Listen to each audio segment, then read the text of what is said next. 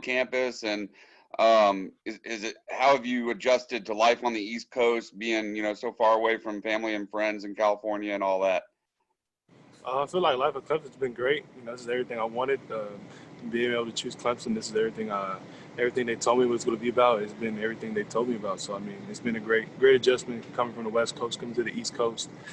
It's not been too hard, but there's a lot of change here coming into South Carolina. Things are a lot different than coming from Southern California. Change of pace is different. Nice. I feel like there's a lot nicer people here in South Carolina, so that's really cool. But I feel like it's just been a great experience. I've just been trying to soak it all up.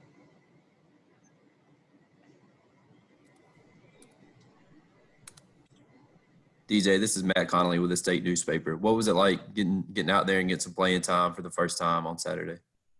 It was a great experience. It was something I've been working for my whole life, and be able to just step on the field and just be able to take my first snap as a Clemson Tiger. It was just a great moment, especially for me, also for my family, to be able to get to watch it back home, get to see their excitement for me just being on the field. Just be able to play college football. This is just a big accomplishment for my life, and I was just super excited to be out there and just play, especially being a Tiger. For some people, they may not want to go to a place where you have a quarterback like Trevor. What was it about you that you saw that as an opportunity to learn from him instead of going somewhere where maybe you could play right away? Trevor, he's the best quarterback in college football. He's definitely the best player in college football. So me be able just to learn under Trevor and just see the things he does on and off the field. I was just trying to take notes and just try to just see what he does and just try to pick his brain here and there, just to see what makes him great.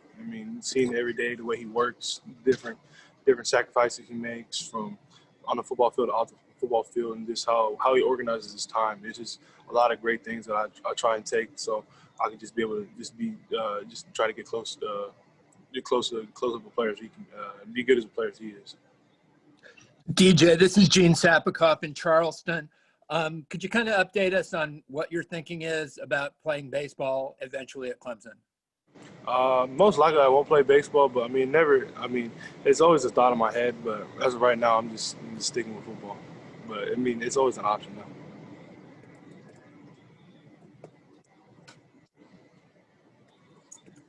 DJ, this is Larry Williams with TigerIllustrated.com. The system that you had in high school, offensive system, how much did that prepare you for what you've been doing now with sort of your comfort in the offense and how you're able to process things? I feel like at St. John Bosco, I went to high school at, I feel like my offense was super similar to what we do here at Clemson. I feel like Coach Lowe, my offensive coordinator, Coach Lowe, I feel like he did a great job preparing me coming into Clemson. Just be able to just kind of do some of the similar reads and some of the similar players that we run here at Clemson. I feel like I did that a lot in my high school. I feel like it gave me a little push and a little head start just coming into college and be able to just kind of grasp it a little bit better than maybe if I went to another high school. Hey, DJ, it's Josh from the Post and Courier. What are some of those specific things that you've learned from Trevor that you've been able to integrate into your daily routine? I think some of the things is just the way he approaches the game. It just right when he steps on the field, he takes everything. It's like he has a business mindset, and he takes every single rep matters and every single rep counts. That no matter if it's just like a walkthrough rep, that you can just see that he takes it. He can make sure he's accountable on everything he has to do, and he just takes it super seriously. And that he wants everyone to know that he's the leader on the team, and everyone knows that. But it's how accountable he is. And I think that's one thing I try to work on. I want to be just like him, but that's kind of like how accountable he is to the team. Everyone knows that he's going to get his job done, and he's going to perform for the team just on and off the field. And I feel like that's one big thing I want to take away from him. Hey, DJ, Anna, 24/7 Sports. Go ahead, Grace. Oh, I was just going to ask you, DJ, this is Grace Rayner from The Athletic. Just how and when Coach Streeter let you know that you had won that second string job? I think he I was going in, I think it was Friday morning before the game. Kind of like Friday morning before we left for the game. It was like Friday morning that he was telling me told me that I was going to go out after Trevor came out, and I was going to go in first. That's what he told me. How did it feel like? I guess what was your reaction to that?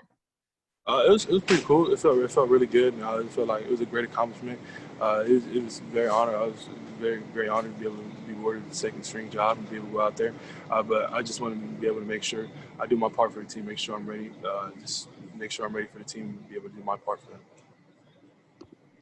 Hey, DJ, just grasping the offensive install, whether it was in the spring or in fall camp, was that easier or harder than you expected coming in? It's definitely harder. Coming into college, I didn't know really what to expect. Playing in high school, you have an offense that you have a great concept, but coming into college is just a whole nother level that you have to think about. There's a lot more things you have to think about, different protections, different people, different blitzing schemes. Like you gotta account for this person, that person. But I feel like it's just a process. You just really gotta stay in your notes and just ask questions and ask coaches. You just gotta really study. I feel like if you want to be great, you just gotta really study your notes and you gotta put in the work. If you don't put in the work, then I feel like you're not gonna really understand it. And then technique-wise, what are one or two things that you feel like you're really honing in, maybe since you got here or, going forward, that you've talked with Streeter or just kind of feedback you've gotten on that front? Definitely footwork. Coach Streeter's on me every day about my footwork, just making sure my footwork is exactly the same for each play. For this play, we have a 3-step drop. This play, we have a 1-step drop. Just make sure my footwork is tight in with my eyes so they can make sure the ball comes out correctly.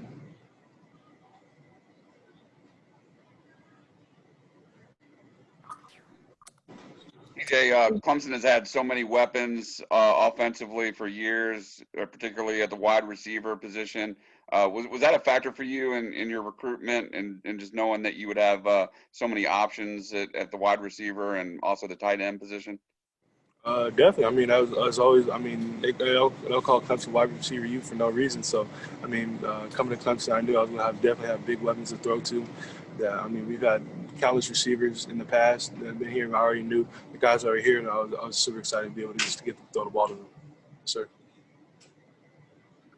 DJ, this is Larry Williams again. I'm guessing that the distance from family has to be the hardest part of coming here. What was it like seeing the videos of their sort of real-time reaction to you getting your first action?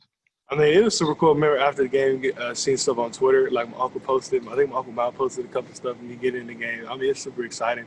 And my mom sending me videos of her watching the game. My dad. It's super exciting seeing that. Just to be able to see my parents that they got to see me on TV.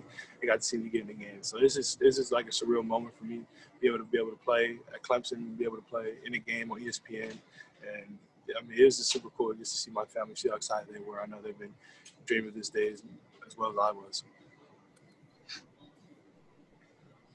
DJ, you've been compared to Trevor and Deshaun basically since you committed. Just what's it like arriving with those kind of expectations, and how have you handled all of that?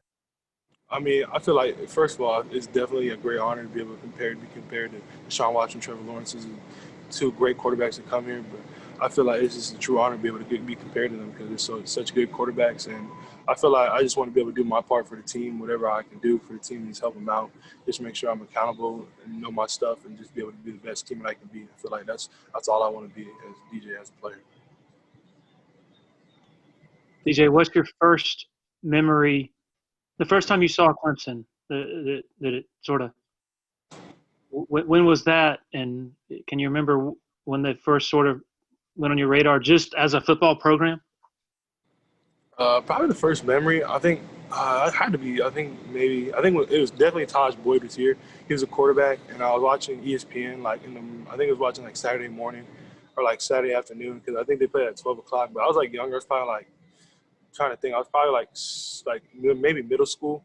But I remember just one play, they just threw a bomb. I just seen them on ESPN. They were just throwing bombs, boom, boom, boom. I'm like, man, it's the type of offense I want to play. I just want to throw the ball deep. So that was the first memory I seen them. Man, who's Clemson? I like the orange jerseys they had on. Man, that's a dope color. Orange, you don't really see orange and purple. That's pretty dope. And then you seen the hill. I'm like, oh, that's pretty dope. That was the first memory for me, just seeing Tajh Boyd just throwing bombs away the Sammy Watkins, DeAndre Hopkins. I just seen bombs being thrown. I'm like, oh shoot, this is school I want to be at. I'm like, I just want to throw the ball deep. So it at that point was when you were thinking, that's a school I would really like to go to. Definitely, yeah. That was a school I never really heard of Clemson, but after seeing the offense, I'm like, shoot, I like this offense right here. It's just throwing the ball deep in me. That's kind of like what I like to do, especially at a younger age. I just like to throw the ball deep. But that was probably my first memory of Clemson. Have you since gotten a chance to connect with Tajh and kind of pick his brain a little bit? Yeah, no, I've gotten to meet Tajh a couple of times. He's just a really cool guy. I mean, he was a great quarterback here at Clemson. So I've gotten to ask him a couple of different questions, and he's a really cool guy. So it's been a true honor to get to meet him. With that being said, DJ, this week's opponent, have you ever heard of the Citadel or know anything about the Citadel? No, I know we played them. Last year, or I think the year before. But I've definitely heard about them. I know they played USF this last week. So they're a great opponent. I'm trying to get ready and just prepare myself for them. Hey, DJ, did you relay that back to Tajh? Like, hey, like when I was a kid, I watched you play, and that kind of, introduced you to Clemson. Did you tell him about that? I haven't really told him about that, but I mean, I haven't got to tell him about it yet. But I mean, maybe next time I see him, I'll definitely tell him about that. Yes, sir. DJ, it's Trevor again. Since you just said you love to throw the ball deep, a lot of noise was made about you winning that long ball competition at that camp, I guess a couple of years ago, that Trevor Lawrence was at, throwing the ball 70 yards plus. Was that kind of a highlight for you to do that? And have you and Trevor had any similar type competitions since you've been on campus? I mean, it was definitely a highlight winning a competition, be able to throw the ball the farthest. But I mean, here we haven't had no competitions like throwing the ball the farthest. But Trevor can throw the ball super far. So I don't know. I think he might. I don't know if he would win or if I would win. I don't know. But we haven't done anything like that.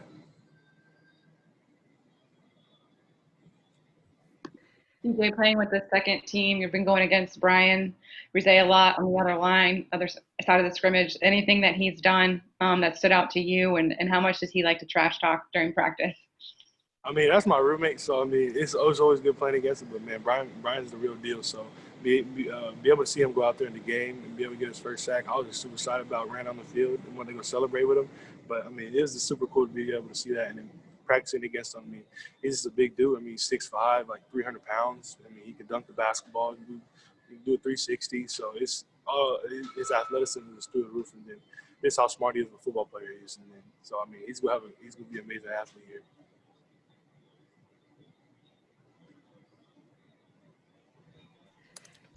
DJ, you said you like to throw bombs. Was there any adjustment coming to Clemson, I guess, in trying to learn to take what's there, not try to do too much and take the underneath stuff sometimes when it's there and just working through all of that? I like to throw balls, but I know I can't throw the ball every single play. But there's definitely have been some times where I might want to throw it deep, but it's not there, so you just check it down to the running back. So I mean, definitely, coming to Clemson, Coach Ellie does a great job of explaining the offense, and also same thing as Coach Streeter. Coach Streeter does a great job just going through the progressions. If that thing's not there, just keep moving your progressions. Always remember find your check down. DJ, we've heard a lot about the way that you can move. How would you describe yourself as a runner? I feel like I'm definitely not the fastest guy in the field. I mean, 250, so I'm not the fastest guy, but I feel like I can move pretty well for how big I am. But I feel like I just want to go north and south, not east and west. That's when I run. And then if someone's in my way, I like contact, so I like to feel the contact, especially using my helmet.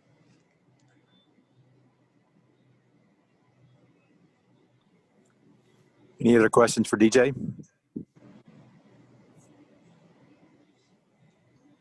Yeah, hey, DJ, I apologize if this has already been asked because I just was able to jump in.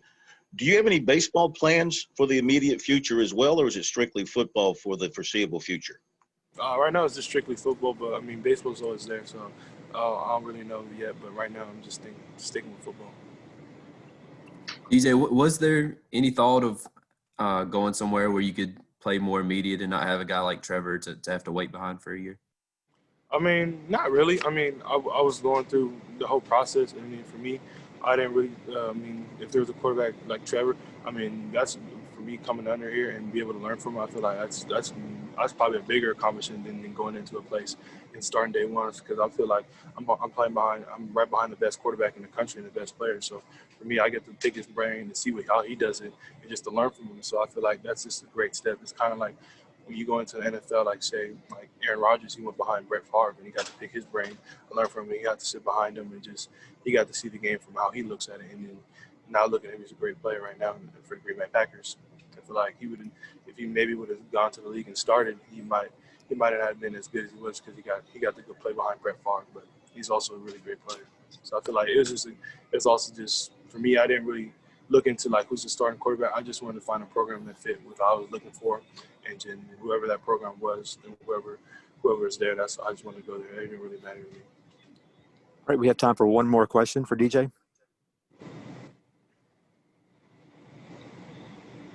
Hey, DJ, what would count as a successful season? I mean, you mentioned that you're content working behind Trevor Lawrence. I guess, how are you measuring success in this freshman season?